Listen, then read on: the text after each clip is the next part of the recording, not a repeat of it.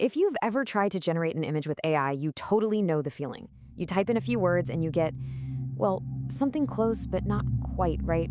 Well, we've moved way beyond those basic prompts. We are deep in an era of professional, high-control AI visual creation. And honestly, mastering it has become the new essential creative skill. Let's dive in. Remember those six-fingered hands? Or that skin that looked just a little too smooth, a little too plastic? That was the classic telltale sign of early AI.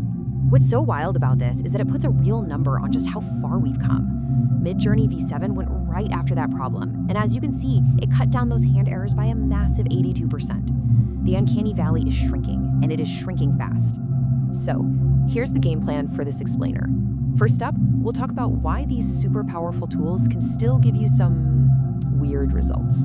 Then, we're going to survey the new landscape of specialized AI models. After that, we get to the really good stuff, the science of professional prompting. And to wrap it all up, we'll look at how this skill has become a legitimate and pretty cool career path. Okay, let's start with a frustration that I think we can all relate to. You have access to these unbelievably advanced models, but the stuff you're making still feels a little off. Let's break down exactly why that happens. Yeah, it's a super common experience. You get that artificial sheen, the strange proportions, or a pose that just feels so unnatural and stiff. And this makes a lot of people think the AI model itself is flawed. But here's the twist. That's rarely the case anymore. And that gets us to the absolute core of the issue. The bottleneck isn't the technology anymore, it's the communication. The real art and science of getting professional results has shifted. It's not about just having the best tool, it's about knowing how to give that tool the perfect instructions. It is all about the prompt. All right, now let's take a look at the modern tool landscape. Because the whole idea of one perfect AI model that does everything, yeah, that's officially a thing of the past. Today, it's all about specialization. Think of it like a professional photographer's camera bag. They don't just have one lens for everything. No way. They've got a specific lens for portraits, another one for landscapes, and a different one for those super close-up macro shots.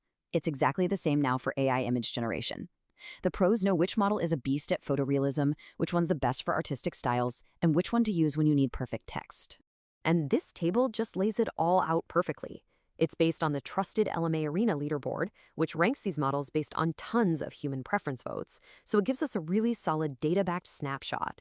You see GPT Image 1.5 right at the top. Its high score is no surprise, it dominates in text and realism, but then you have Midjourney V7, which is legendary for its artistic flair, and Adobe Firefly, the absolute go-to for commercially safe images.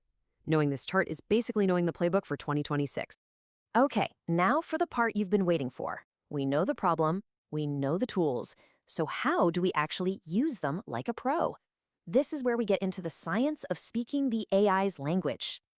I mean, just look at the difference here. It is night and day, right? A woman in a cafe is just a vague wish. The result is going to be generic every single time. But the strong prompt, that's a detailed creative brief. It specifies her age, what she's doing, the location, a sunlit Parisian cafe, the lighting, the mood, even the photographic style. It leaves absolutely nothing to chance. And you know what's great?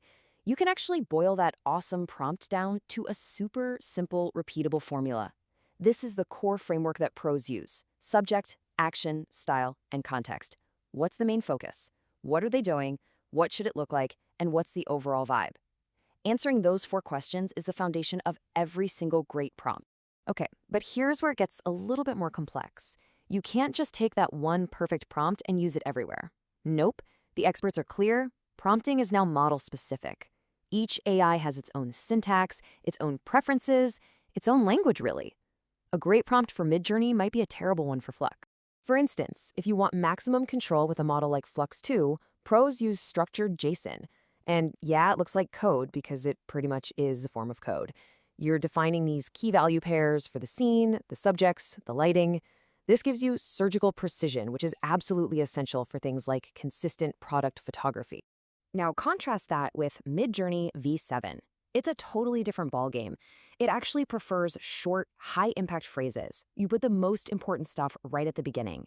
You can even get crazy specific with camera and lens types, like 85mm f1.8 lens, to get a very particular photographic look. Then you use these little parameters at the end to control the style. See? Two completely different languages aiming for a similar goal. So, getting really good at mastering all these different languages and frameworks, Well, it isn't just a hobby anymore. It has become a valuable, in demand profession. Let's take a look at the actual career path of a prompt engineer. And hey, don't just take my word for it. This isn't some wild guess. This is coming straight from authoritative sources, like LinkedIn's own Jobs on the Rise report for 2026.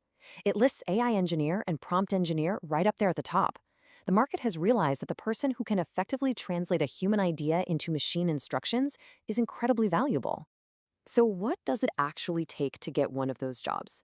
It's this fascinating hybrid of skills. On the tech side, yeah, you need some programming ability, familiarity with AI libraries, and expertise in concepts like retrieval augmented generation, or RAG, which basically helps models pull in outside knowledge, is huge.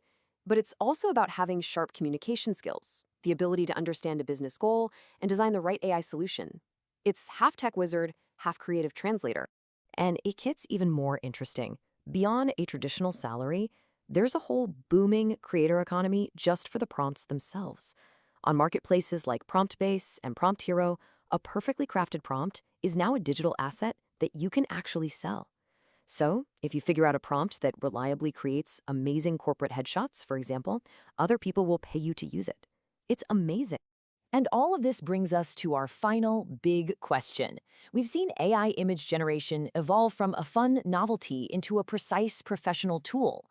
So when the gap between a creative idea and a finished visual can be closed with just a few lines of expertly crafted text, what does that mean for the future of creativity? The role of the creative isn't disappearing, not at all. It's evolving into something new. The creative becomes a director, a strategist, an architect of ideas. The craft is no longer just in the hand, but in the mind.